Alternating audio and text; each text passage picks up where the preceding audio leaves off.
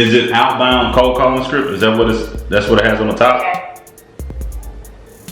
That's okay. So if that's what it is, I already have that. So it has the opening, and then it has it transitions from opening. Hey, this is such and such with such and such, and I'm a local investor, and I'm looking to buy a property in the area, and I know this is a shot in the dark, and I'm not even sure if I have the right number. Is that the one?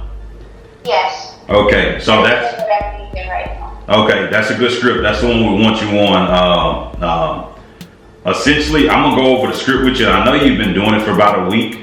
But I want to go over the script with you just to make sure that you're aware of what's good, what's not good, and that way we can kind of make it our own as well. So you understand what's good, what you want to use more of, what you can use less of, and you don't get into a point where you're sounding robotic. Because I know a lot of times what happens is a lot of people just get robotic. They just start reading off the script and reading, which isn't a bad thing because it's here. But at that point, when you start reading like a script, you sound like you're not there to serve. You're not there to listen. You sound like you're just not building rapport. And that's one thing we want to build. So according to the script, you have the opening, contact information, property conditions. Contact information is not really important because you got in contact with them, right? And we're assuming we're talking to the right person based on the dialer that we're using. And then we got motivation, which is key, timeline, amount owed, home value, and then at that point, obviously you can kind of wrap up the phone call. But let's jump right into it. Outbound, not opening. To be honest, when I tell people to cold call, for me, I leave my company out of it. I don't want it to be a big time company type of deal. It's more like, hey, this is Joma. I was just reaching out to you about this particular property on such and such. So typically I'm opening up, hey, Mr. Williams, or hey, Betty, how are you today? I always start off like that, and then we transition, hey, this is Jomo, and I'm a local investor looking to buy some properties. I was actually reaching out to you about 123 Main Street. And I was trying to see if you might be interested in selling that property, right? So according to our dial and the way the script is wrote up, this script is wrote up based on like if you really don't have any information at all. So if you don't have a name, a number, right, you can say, hey, this is such and such. But since we got a name on our computer, we're obviously not going to come off and say the same thing because we got a little bit of a head start. It's not all the way cold, and we're just trying to convince somebody we don't even know who we're talking to, right? We know the property we're talking about, and we know their name. So we're going to address them in that type of manner. So we're going to run off of that one, and then we're going to transition and just get straight to the point. Typically, people like it when you get straight to the point, especially if you got data that's been called a ton. If the data's been called a ton, a lot of people isn't going to like the going through there and not getting straight to the point. People want to say, hey, I heard this before, let me get off. Or people like, I haven't heard this before. Okay, you're talking about this property. Okay, what is it that you want? Right? They want to jump right into it. So don't hesitate at all. Let's jump right into it. So this one right here, this opening, make it exactly how, whatever you have success with. But like I said, on my side, I don't say the company name. I'm just, hey, this is Joe. This is Jordan. I'm a local home buyer, and I was reaching out to you about that property on 123 Main Street. I wanted to see if you might be interested in getting a cash offer for that property. All right, so that's kind of how I do mine. If you need me to repeat it and you write it down, that's fine. If not, we can move on. Do you need that or no? Yeah, I'm already writing it down. So you want me to repeat it? No, it's fine because that's also one of my opening skills. You know, I go directly to the point. There you go. There you go. That's good. That's good. By the way, Jordan, I actually also just sent you two recordings from Jonah. Okay. Okay. All right. Well, shoot, you got this. One thing I do want to just highlight on this first page, you can get a lot of stuff misconstrued, right? So contact information, we're not really big on contact information because we already got the information on our screen. So we got the number, we got the name. The only thing we don't have is an email, but let's qualify the lead and then we'll worry about an email. Right? I wouldn't worry about trying to get an email right now at the beginning if we don't even know this may be somebody interested in selling or whatever the case may be. So once we get down to property conditions, this is where I see a lot of people just sound like they're reading from the script. So the way I would like you to go about it, and the way I go about it, you can pick and choose how you want to do it, whichever way you're getting success with. But the way I go about it is, you know what? I'm just looking to rent this property out. This is what I say. I'm just looking to rent this property out. Tell me what are some of the major things that I need to get done first in order to rent it out. The reason why I say that is that I want to kind of get all the major issues with the home out of the way. So the foundation, the roof, the air conditioning unit, the plumbing, any electrical, right? Those top 5, all those are big ticket items. I'm going to assume that every property I look at is going to at least need painting and flooring, whether that's carpet, whether that's tile, whatever kind of floor it is. I'm gonna assume that it's going to at least need paint, flooring, and maybe light fixtures and maybe granite countertops or something, right? So I'm assuming it needs some kind of work. So since I'm assuming that, I'm not going to go in detail and ask about the floor and ask about the painting, right? Because I know it's going to need that. Just based on my standards and 2021 standards, I know it's going to need that. So that's typically what I like to say. It's kind of the same thing as what's the general condition of the house, but it's more direct, and we're asking for any big issues that may come up. So we can keep on pushing. Obviously, our motivation, timeline, amount owed. I'm gonna listen to that phone call and hear how you do those things, but those are things we want to get answered every time.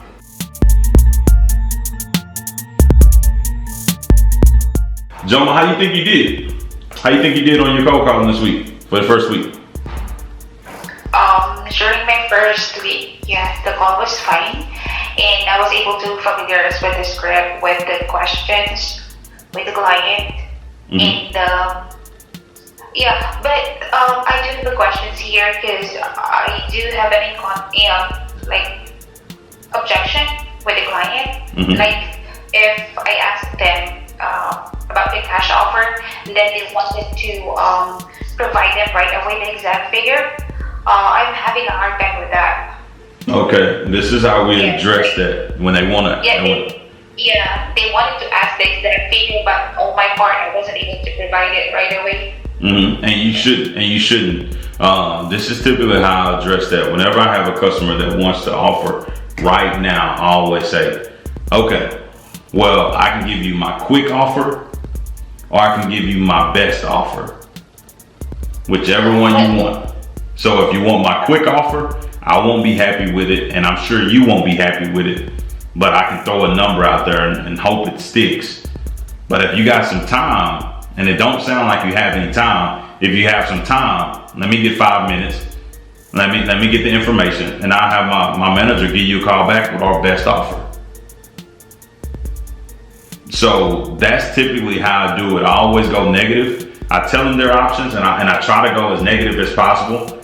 That way I can kind of wean them off, because a lot of people tell you that because they've heard the call a million and 3 times, right? They've been called a lot. So they say that, what's the offer, what's the offer, what's the offer? Because they're trying to hurry up and get you off the phone. It's almost like they're trying to bully you.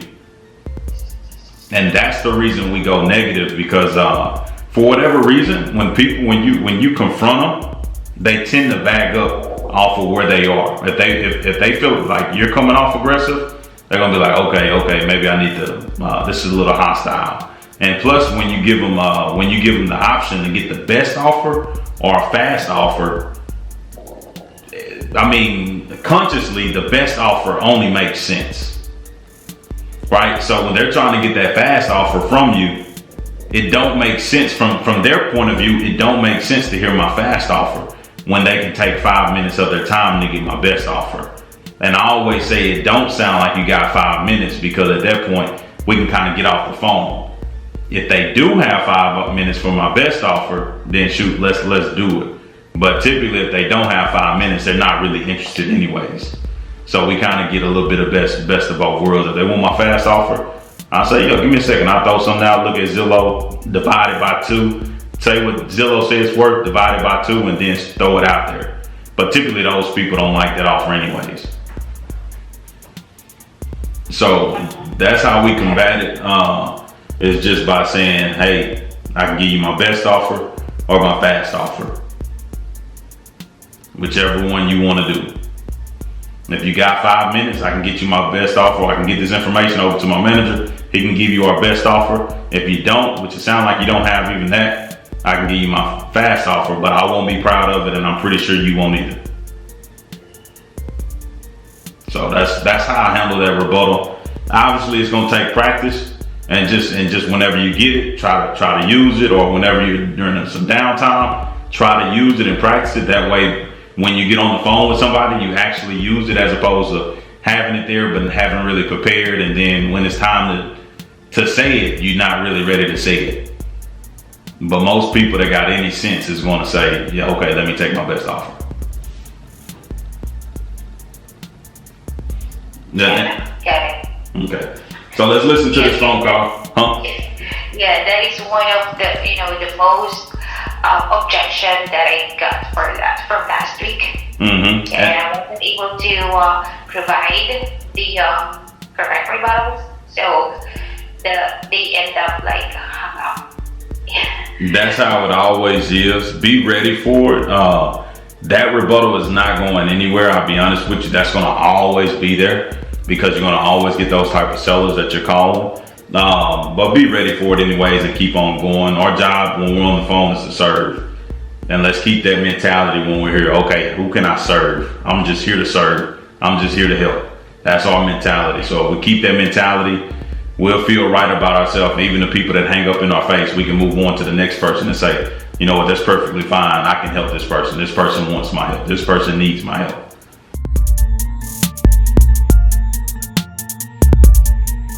Our approach opening up is it should always be on the first name basis. So it should never be, hey, I'm looking for Jordan Aubrey, right? Because at that point, typically if they owe bills, you're gonna sound like a bill collector, right? That's natural for us to do, but we wanna come off and as actually like warm, like we know the person. Yeah, it's a cold call, but we want to come out and make it seem like we know this person or I've talked to this person, right? So we're going to come off and say, hey, such and such, how are you today? Right? So you want to use it on the first name basis. You don't want to say the first and last name because it looks like you're like a bill collector, a scammer, somebody that's spamming, right? You just seem like that type of person. Whenever somebody asks for, hey, is this Jordan Aubrey? It's probably somebody that just hoping and guessing this is my number. They don't really know me for sure, and they're probably if they know this is my number and this is me picking up, they're probably just trying to serve me a notice on a late bill or whatever the case, right? So whenever you get to that opportunity to open up, always say it on a first name basis. Hey, such and such, how are you? Don't ever say, hey, I'm looking for such and such, because when you do that, I promise you are being out of rapport. You sound like majority of the people that get hung up on, right? So you try to get away from them, change your style from that as fast as possible.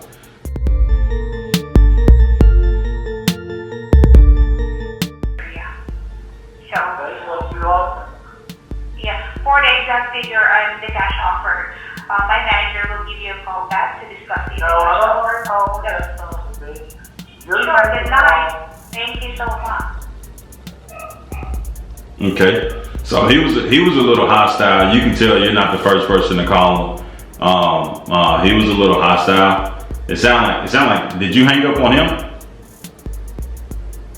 No, I believe the line was cut. I got you. Well, I'll just address. It sounded like you hung up on him. Like we don't ever want to do that. Like this job is going to require a little fire, and that's perfectly fine. Typically, people like this want you to be just like them. So there's a thing called matching and mirroring, right? Whenever they're hostile, I don't say hostile, but yeah, essentially, whenever you're hostile, they want you to get hostile with them. It's one of those things that where if they're over the top, they're going to respect that you're over the top. If you're mellow and chill, they're going to respect that you're mellow and chill. It kind of goes into our conversation on the way we think, right? If you hear somebody that's from exactly how you is, it's not from the United States, 9 times out of 10, you're probably going to be more comfortable than if you was with somebody that was from the United States, right? It's just what we do as humans.